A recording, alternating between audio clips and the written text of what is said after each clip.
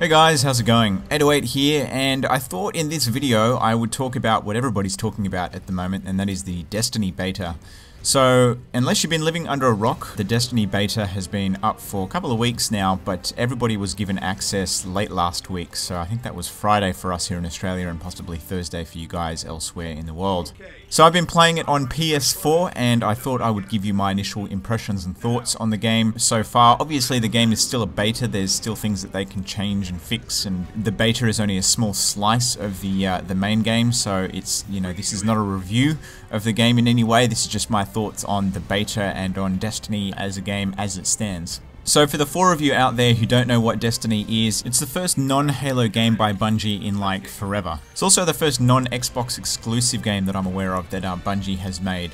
So obviously this is multi-platform, I believe it's PC, Xbox and PlayStation. It's a first-person shooter slash RPG slash MMO, although they've said it's not an MMO. Although from my understanding it kind of is like an MMO. They're saying that it's a shared world and that you'll be, I don't know, it seems very much like an MMO. Anyway, it has lots of RPG style elements. You create a character, there's a couple to choose from, and obviously you can customize appearance and weapons and things like transport, and the more you progress in the game, the more things you unlock and the more you can personalize and individualize your character.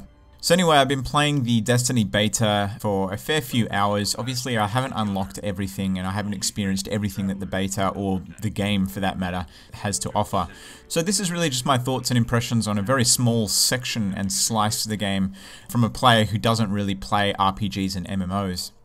So the first thing I think I'll address is probably the graphics. I know that a lot of people are like, graphics don't matter, but it's all about the gameplay, and that is very true. But obviously it being kind of a next-gen title, I mean, yes it is on the PS3 and the Xbox 360, but being a next-gen title, obviously a lot of you out there want to know how good does it look. And yeah, it looks pretty good. It's pretty sharp, there's, impressive draw distances and nice lighting and sharp textures. To be honest, it's not miles ahead of what I'm used to on the PS3. I don't play PC games, as some of you know, so obviously on PC it probably looks a million times better. But on PS4 to PS3, it's not worlds different, and obviously Bungie's had to make some concessions in terms of textures and that, because it's obviously running on the last gen tech. So I guess they've scaled back the graphics, and you can kind of tell, like I've seen the screen comparison between the PS3 and the PS4, and the PS4 without a doubt looks better than the PS3, like miles and miles better.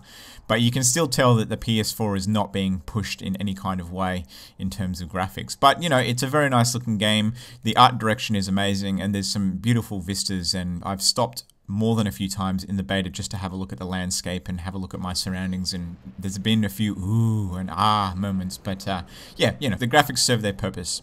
The next thing I wanted to discuss was the controls. This is obviously a big and important part of any game, and particularly with a first-person shooter.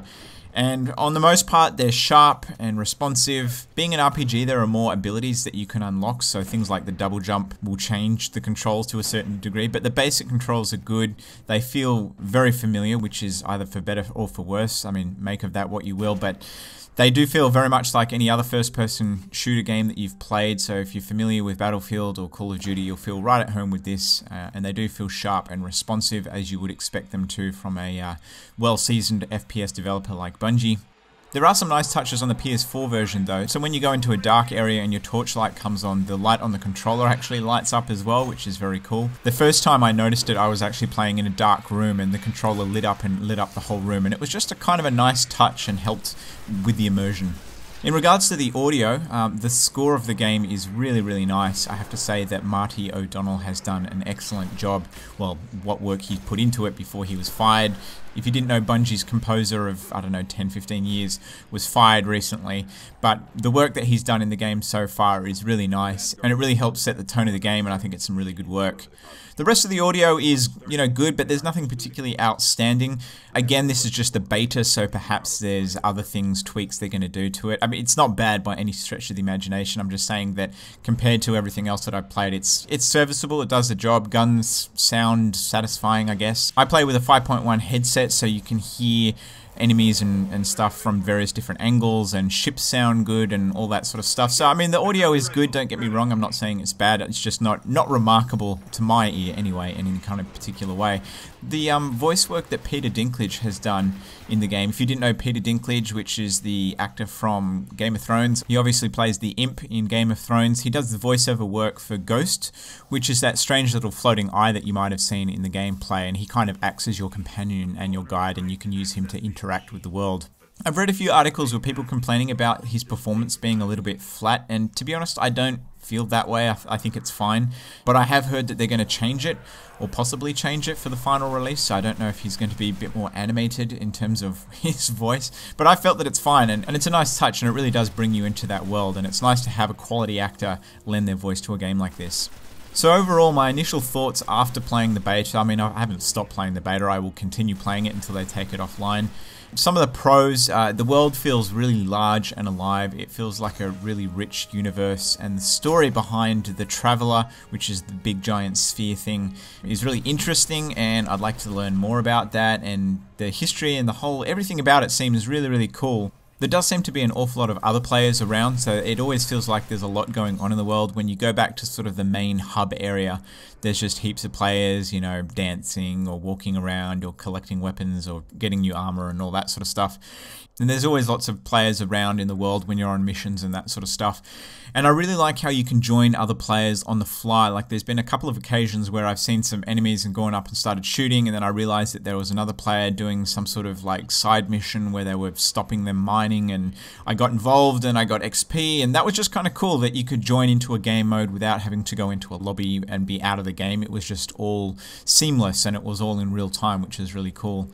It definitely feels like there's a lot to do and a lot to explore. I mean, the game map looks gigantic on the small part that I've been, and there's a cool little bike that you've got that you can summon at any time, so you can jet around the map. And yeah, it kind of feels like Red Dead Redemption in space, even though I know it's on Earth, but you know, in the future.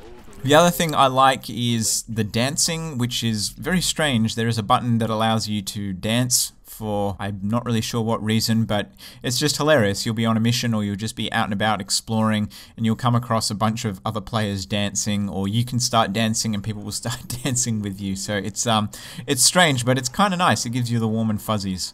Some of the stuff I haven't liked so far is the missions that I've done have all felt a little bit repetitive. Again, this is just the beta, so obviously the missions that they've put in here is a small slice. The main game, I would think that there's much more diversity in the missions, and I think because they said it was going to be a persistent world, they were going to add events and all that sort of stuff. So without trying to spoil the game too much at this point, I just feel like the missions that are in the beta are just a little bit repetitive. The other issue I found was that sometimes enemies seem to respawn almost immediately in the open world. Not necessarily when you're on a mission, but if you're out in the large open world, sometimes I've killed an enemy and then I walked, you know, maybe 20 meters away, and then I heard that that enemy was back there again. And obviously they do that so that if there are other players in the world, there are still enemies for them to kill. But it really took me out of the moment, it took me out of the game. It made me remember, yep, this is just a video game and enemies can just spawn in at any time. But again, this could be something that they fix when the full game comes out. So I guess the big question that you want me to answer is, will I be buying it, and do I think it's worth buying?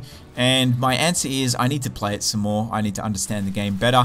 My biggest concern is that there's a lot of games coming out at the end of this year in the same sort of time frame. So there's going to be Alien Isolation, there's going to be Call of Duty, there's not going to be Battlefield Hardline anymore, so perhaps there is going to be a spot for Destiny. Like I said, RPGs, MMOs, not really my bag, but you never know. I've had a fair amount of fun with this. I'm intrigued by the story.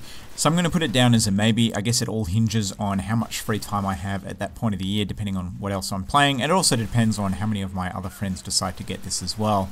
But anyway, if you haven't had a chance to get online and play the beta, I highly recommend doing so. I believe it's on all systems at the moment, possibly not on PS3 if you don't have a Plus account. Like, I don't think you can just get online with the free PSN, but I'm not sure about that. I've been playing on PS4, and you definitely need to have a Plus account to play online. But it's free. If you've got a Plus account or a Gold account on Xbox, it's free. So get online, play it, let me know what your thoughts are. If you've got any other questions, shoot those to me in the comment section below. But otherwise, I want to thank you guys for watching. I hope you enjoyed the video, and I will catch you all later.